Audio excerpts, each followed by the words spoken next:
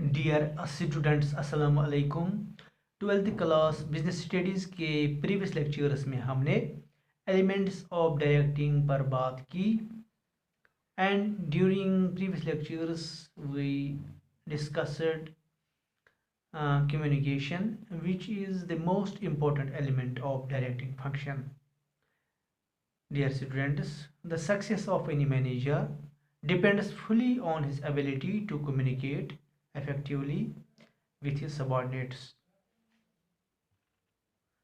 But there are some barriers which lead to breakdown in the process of communication. Such barriers filter a part of it due to which misunderstandings can be created. And today my topic is barriers to effective communication. The various barriers have been grouped as semantic barriers, psychological barriers, organizational barriers, and personal barriers. But today we will discuss semantic and psychological barriers.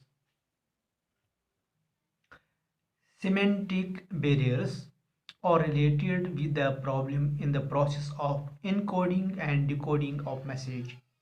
Such barriers usually arise on account of wrong words, faulty translation, etc.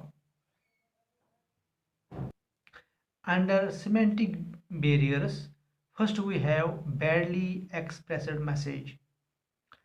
The use of wrong words, omission of needed words, inadequate vocabulary, etc. lead to badly expressed message. Resultantly, the message reaching the recipient gets distorted and may be quite different from the intended message. Symbols with different meanings. A word may have many meanings. The receiver is required to understand the meaning of the word used by the sender in the same sense for which latter has used it. In the absence of same, the intended message does not get interpreted by the receiver correctly. Faulty translations. Sometimes the message is in some another language which is not understandable to the receiver and needs translation.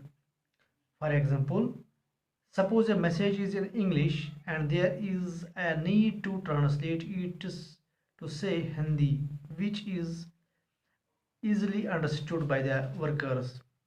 If the translator is not efficient in both the languages, there is a chance of giving different meaning to the message. Unclarified assumptions. At times, there are certain assumptions attached with the communication and that need to be understood. Failure to do so makes the communication process ineffective. Let us say the boss has instructed his subordinates to look after some guest. Now, what he really means is that the subordinates should take care of transport, food, accommodation of the guest, etc. until he leaves the place. The subordinate, however, may take this instruction as to take the guest to the hotel only with care. As a result, the guest may not get looked after the way the boss has in his mind. Body language and gesture decoding. The body movement and gesture of communication play a significant role in the communication process. The information can be misinterpreted if there is no harmony between spoken words and body language.